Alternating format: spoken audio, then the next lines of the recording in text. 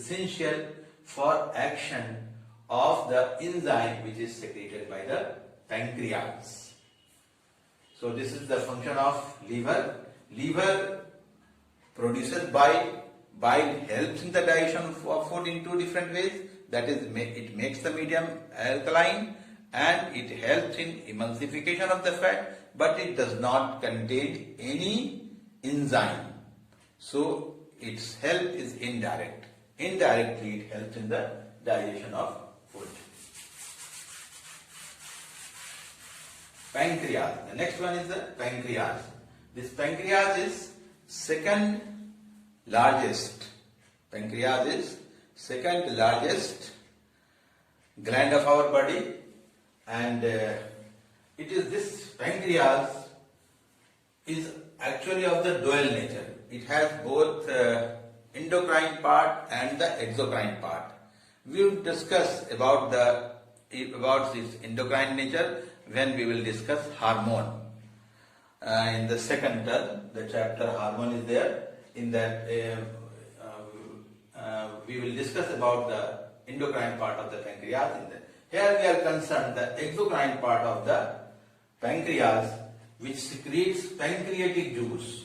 The pancreatic juice passes through the pancreatic duct, the common duct, and it comes into the duodenum.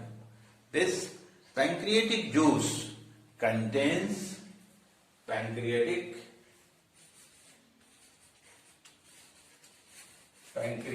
amylase,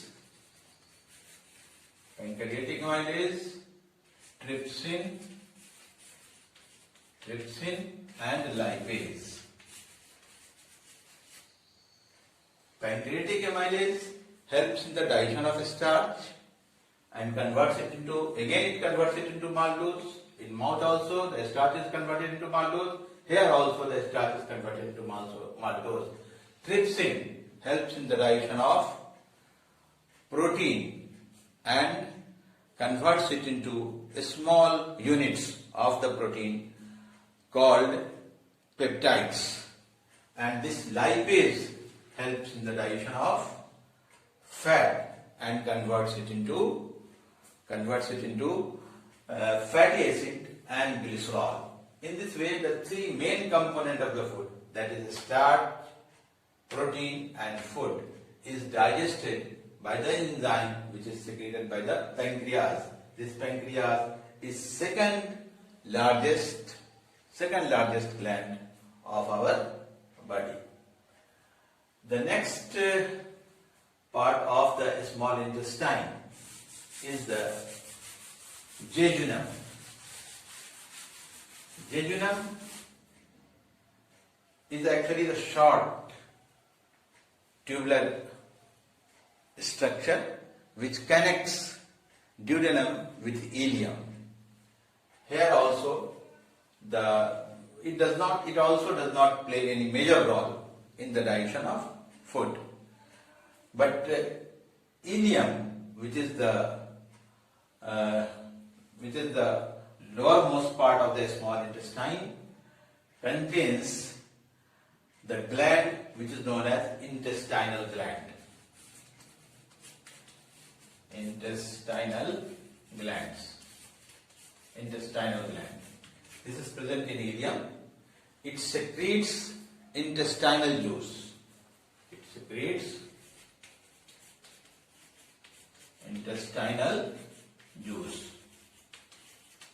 This intestinal juice is also known as succus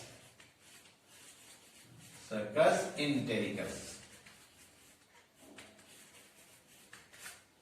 This intestinal juice or succus entericus contains a large number of enzymes.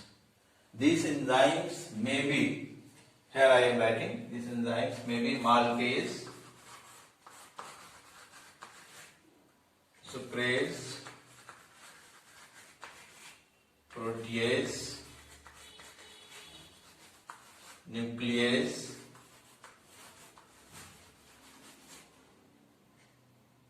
lipase, etc. These are some enzymes which is present in this succus entericus or the intestinal juice. These two are the same, that is intestinal juice or the succus entericus, which is secreted by the intestinal gland. Intestinal gland secretes these juice which comes into ileum, and it contains a large number of enzymes. Here the consumed food is fully digested. If there is any carbohydrate that comes into its simpler form, that is glucose and fructose. If there is any protein in the form of the peptide molecules, it converts into amino acids. Protein finally converts into the amino acids. The nuclease helps in the digestion of nucleic acids, that is DNA and RNA, and lipase helps in the digestion of fat and converts into fatty acid and glycerol. Here you should note one thing, that there are so many different enzymes for the digestion of different food components. That is, for digestion of carbohydrate, there are different enzymes, that is sulfase amylase or ptyalin, there is maltase, there is sucrase. These are for the digestion of different type of carbohydrates. There are so many different type of enzymes for the digestion of protein also, such as pepsin, trypsin and protease, etc. But so far the fat is concerned, our entire alimentary canal has only one enzyme, that is lipase. That lipase helps in the digestion of fat.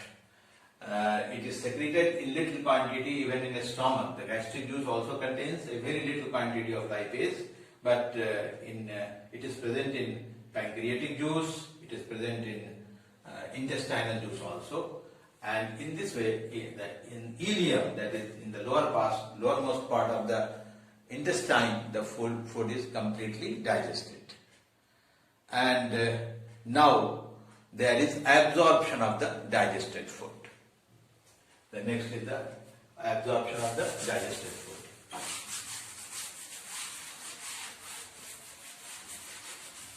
Absorption of digested food. Absorption of digested food.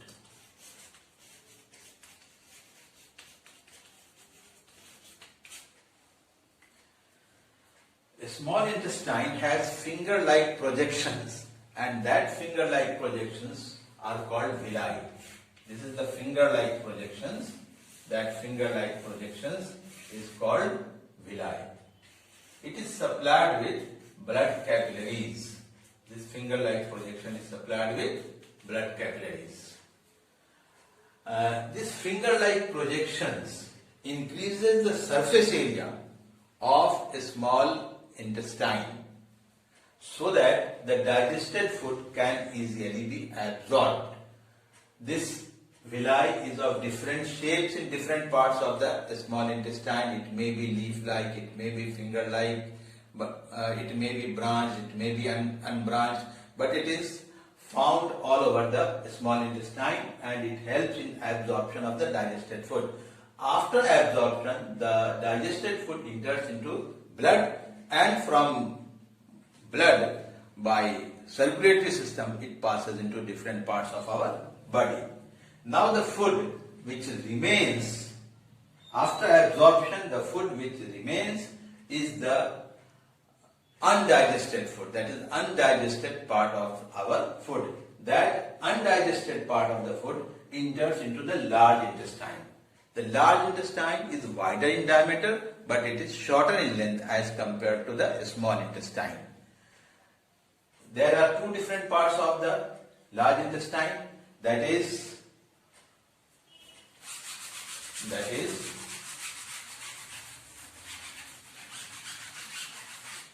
large intestine,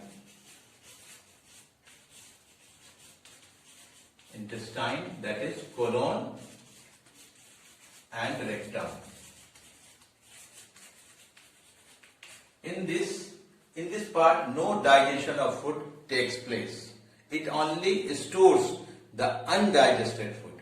But here also, the absorption of water takes place from the undigested food, and the fecal material which is stored here in the rectum or in the colon is passes out of our body from the anus. The anus has muscles, and that muscles regulate the opening and closing of the